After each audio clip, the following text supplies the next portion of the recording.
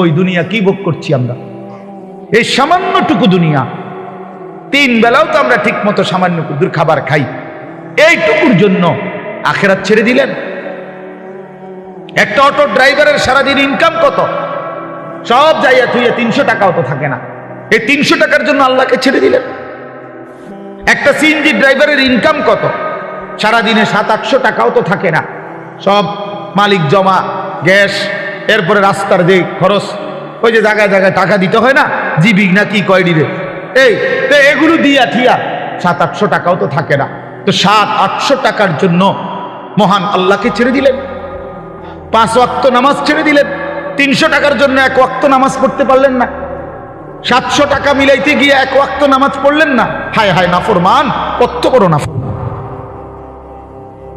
একটা চা দোকানদার, তার ডেইলি ইনকাম কত? 30,000। কথা বলে না? হ্যাঁ, তাহলে বড় জোর 500 টাকা। তো বড় জোর 500 টাকা বেটা নাফরমান, 500 টাকার জন্য আল্লাহকে ছেড়ে দিলি। 1 ওয়াক্ত নামাজও পড়লে না। ছি ছি ছি ছি ছি। তোমরা যুবকরা বলো বাবা, 12,000 টাকার একটা মোবাইলের জন্য আল্লাহকে বাদ দিয়ে দিলা। কিছুক্ষণের এই নারী ছবি, বন্ধুদের এই আড্ডার জন্য এত বড় মহান আল্লাহ যে তোমাকে খাওয়ায় পড়ায় লালন পালন করে, তাকে বাদ দিয়ে দিলা বাবা। ইনসাফ না এটা। অতএব আমাদের কথা এটাই, আমাদের জিন্দিগি আখিরাত। আমাদের জীবন কি? আমাদের প্রস্তুতি কিসের জন্যে? আমাদের সারাটা দিন রাত কিসের জন্যে? কোরআন শরীফে আছে, আল্লাহ বলছেন অহুয়াল্লাযী জাআলাল লাইলা ওয়ান নাহারা খিলফাতান লিমান আরাদা আন ইয়াযাক্কারা আও আরাদা শুকুরা। আল্লাহ বলেন, আল্লাহই রাত বানান, দিন বানান, প্রতিদিন এবং রাত এবং দিন এনে থাকেন পর্যায়ক্রমে। খিলফাতান বাই সিরিয়াল, একবার রাত একবার দিন, একবার রাত একবার দিন। কেন বানায়? আল্লাহ নিজে বলতেছেন, আমি রাত এবং দিন বানাই লিমান আরাদা আন ইয়াযাক্কারা, যারা যারা আমি আল্লাহকে স্মরণ করতে চায়, আমার ইবাদত করতে চায়, আমি তাদের জন্য রাত দিন বানাই। হ্যাঁ, আমার বান্দা যদি রাত না হয়, মাগরিব পড়বে কেমনে? কেমনে ফজরের নামাজ পড়বে কেমনে? আমার বান্দা সারা দিনের পরিশ্রমের জন্য বিশ্রাম করবে কেমনে? এই জন্য আমি রাত বানাইলাম। আমি যদি দিন না বানাই, তো আমার বান্দা ফজর পড়বে কেমনে, জোহর পড়বে কেমনে, আসর পড়বে কেমনে, হালাল উপার্জন কেমনে করবে? এই জন্য আমি দিন বানাই। তো আল্লাহ তাআলা বলেন, সেজদার জন্য, আমার হুকুম মানার জন্য আমি রাত বানিয়ে থাকি, দিন বানিয়ে থাকি। কোন সিটার বাটপার, কোন মদখোর, ঘুষখোর, কোন নারী লুবি, কোন মোবাইলের অসভ্য উলঙ্গ ছবি দেখে নেওয়ালা নাফরমান, তোদের জন্য, তোদের বেঈমান নাফরমানদের জন্য রাত হয় না, দিন হয় না।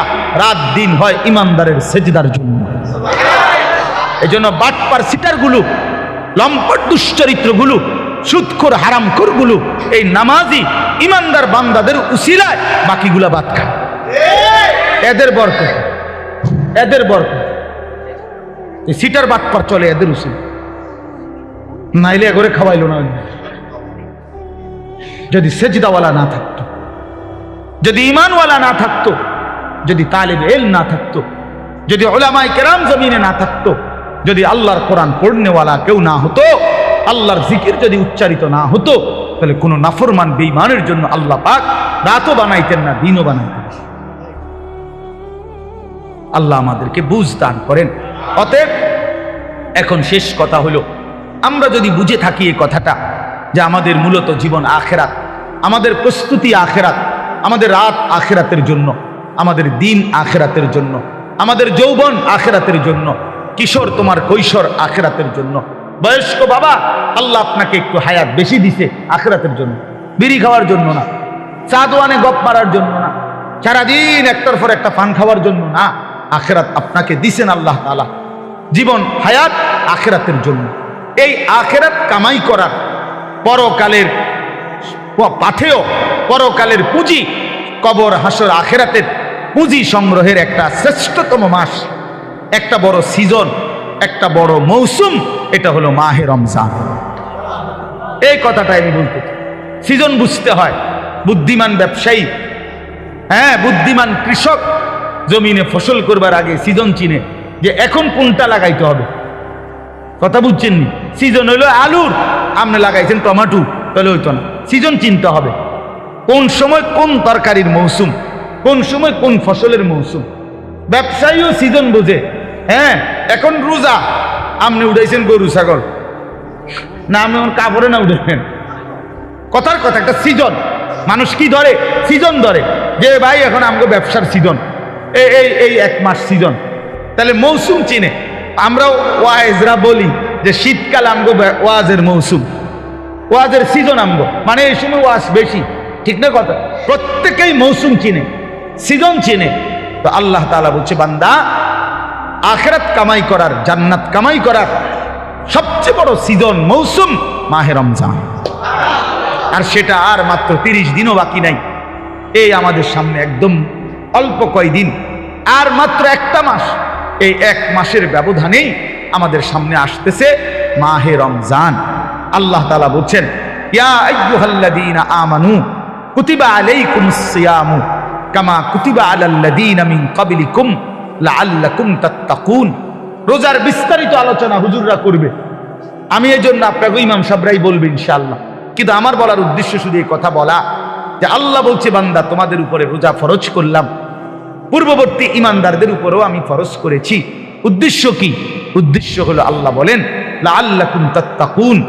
ইমানদার 1টা মাস তুমি আমার হুকুম পালন করবা, গুনাহ বর্জন করবা, আমার আদেশ পালন করবা।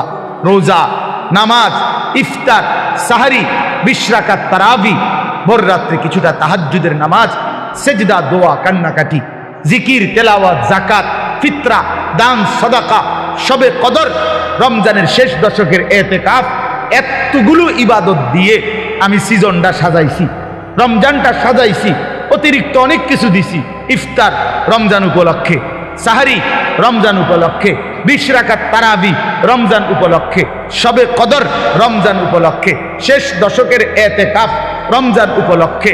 জান্নাতের দরজা পুরা খুলে দিলাম রমজান উপলক্ষে, জাহান্নামের দরজা বন্ধ করে দিলাম রমজান উপলক্ষে, শয়তানগুলো সব শিকলে বাইন্ধা রাখলাম রমজান উপলক্ষে, এবং একে 70 বানায় দিলাম রমজান উপলক্ষে। এত কিছু দিয়েও যদি তুমি জান্নাত কামাই করতে না পারো, তুমি আসলেই অসিদ্ধ, তুমি আসলেই অথর্ব, অপদার্থ ছাড়া আর কিচ্ছু। তুমি আসলেই না পড়বে, তুমি আসলেই না পড়বে। এই জন্য নবীজি বলছে, যে মুসলমান রমজান পেয়েও কি করতে পারে নাই, গুনাহ মাফ করতে পারে নাই, আখিরাত কামাই করতে পারে নাই, তো জিবরাইল আইসা নবীজিরে বলছে, ইয়া রাসূলুল্লাহ, এমন নাফরমানের উপরে আল্লাহর লানত, আমি জিবরাইলেরও লানত। নবীজি বলছে আমিন, মানে আমিও মেনে নিলাম, যা জিবরাইল, আমি রাসূলেরও লানত। এই জন্য রমজানকে যে কদর করে না, রমজানেও গুনাহ, চুরি, ডাকাতি, ওজনে কম দেয়, সুদ খায়, কিস্তি নেয়, ওই ছেলেরা তোমরা নাচ গান, মোবাইল, ছবি এই নিয়েই পড়ে রইলা, মা বোনরা বেপর্দা পড়ে রইল, মানে যে যেমন আছে এমনই রয়ে গেল। তো তার উপরে আল্লাহর লানত, ফেরেশতার লানত, তোর নবীর লানত, তোর উর্ফে খোদার গজব, তোর উর্ফে আল্লাহর লানত।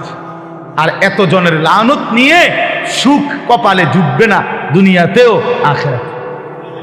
অতএব দয়া করে আমরা ইনশাআল্লাহ আজকের এই মুবারক মাহফিলে নিয়ত করি যে আমরা এবারের রমজানকে নিজের জীবনে কদর করব ইনশাআল্লাহ। সবাই গুনাহ থেকে পবিত্র হই। ছেলেরা, নওজোয়ান, মোবাইলের অশ্লীলতা ছেড়ে দাও বাবা, গুনাহ ছেড়ে দাও বাপ, এই উলঙ্গ ছবি, নারী, অশ্লীলতা, বেহায়াপনা ছেড়ে দিয়ে 5 ওয়াক্ত নামাজ পড়ো, আল্লাহকে ডাকো বাবা। আগামীর পৃথিবীতে ইনশাআল্লাহ তোমরা দেখো, সারা পৃথিবীর হিসাব, সারা পৃথিবীর জরিপ এখন।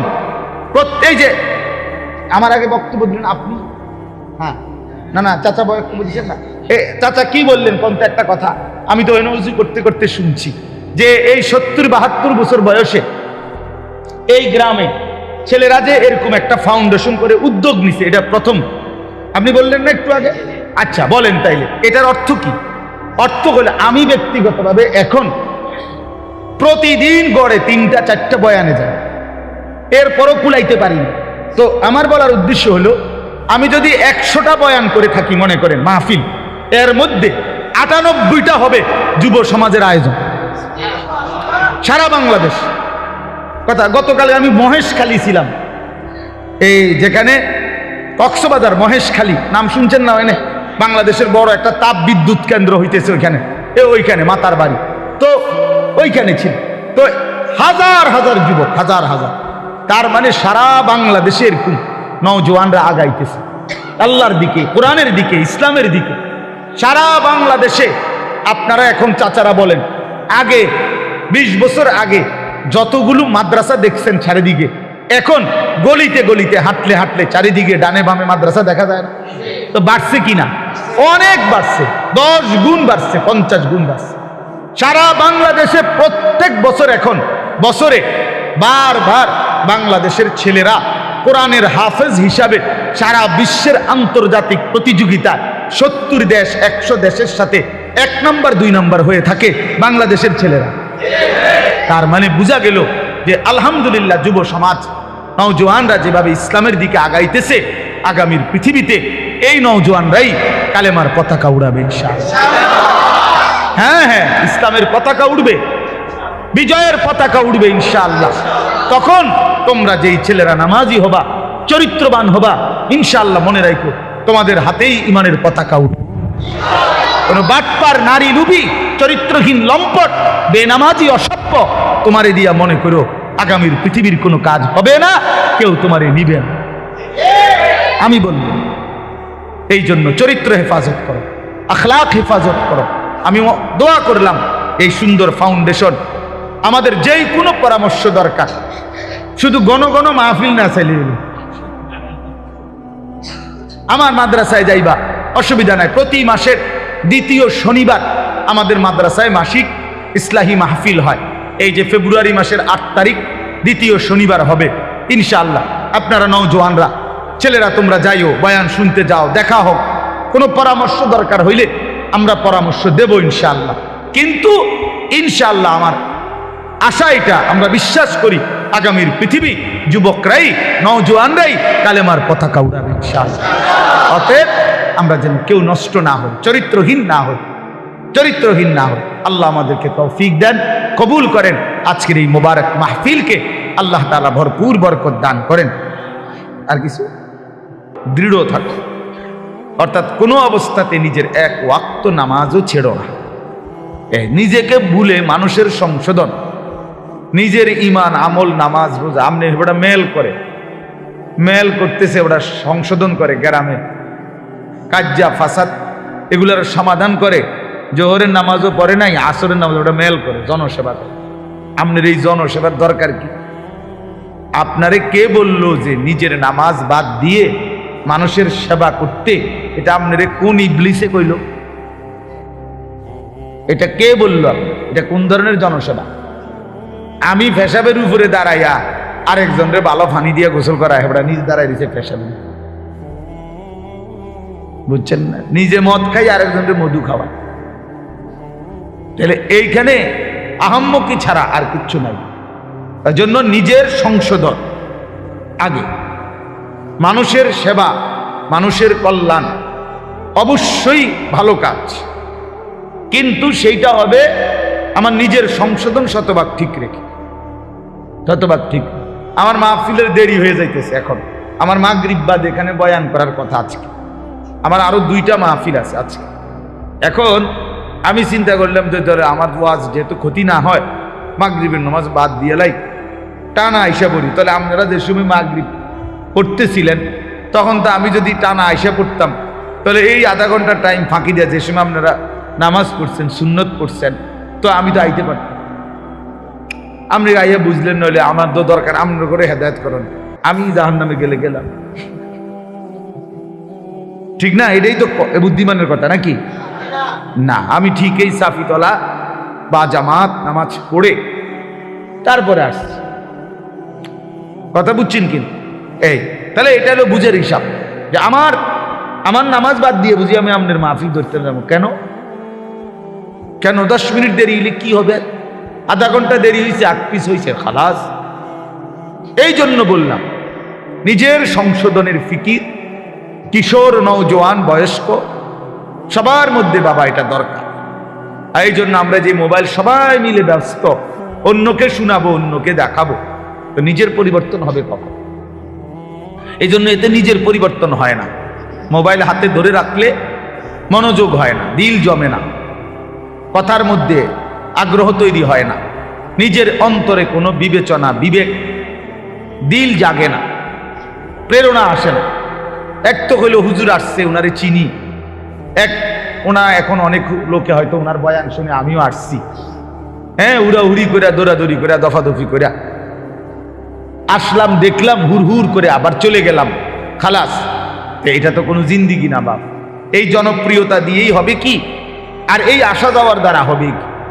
মানুষ জমলো 10 লাখ, মানুষ জমলো 10,000, কিন্তু যার যে মতো, আমি আমার মতো, উনি উনার মতো, প্রত্যেকেই আগের মতো, তো লাভ হইল কি? বললো কারে, শুনলো কারে, আয়োজন করলো কার জন্য? তাই ইনসাফের কথা বলে। যিনি বিড়ি খায় উনি বিড়িয়ে খায়, যিনি সুদ খায় উনি সুদে খায়, যিনি মিথ্যা বলে তিনি মিথ্যাই বলে, যিনি কথায় কথায় গালি দেয় তো আপনি গালিই দিচ্ছেন, যার দোকানে টেলিভিশন, চা দোকানে নাচ গান চলে তো চলতেই আছে, যার ঘরে পর্দা পুশিদা নাই, বউ বাচ্চার, স্ত্রী কন্যার, তো সেইভাবেই চলতেছে, যার ছেলে নামাজ পড়ে না তো পড়েই না, যার মেয়ে পর্দা করে না তো করেই না। তো এই ইমাম সাহেবদের এই প্রতি সপ্তাহের বয়ান তাহলে কার জন্য? কাকে করে এগুলো? এই কোরআন আল্লাহ তাআলা তাইলে কার জন্য নাজিল করলেন? তাদের দেশের মানুষের জন্য? তাইলে রাসূলুল্লাহ সাল্লাল্লাহু আলাইহি ওয়াসাল্লামের 23 বছরের মেহনত কার জন্য করেন?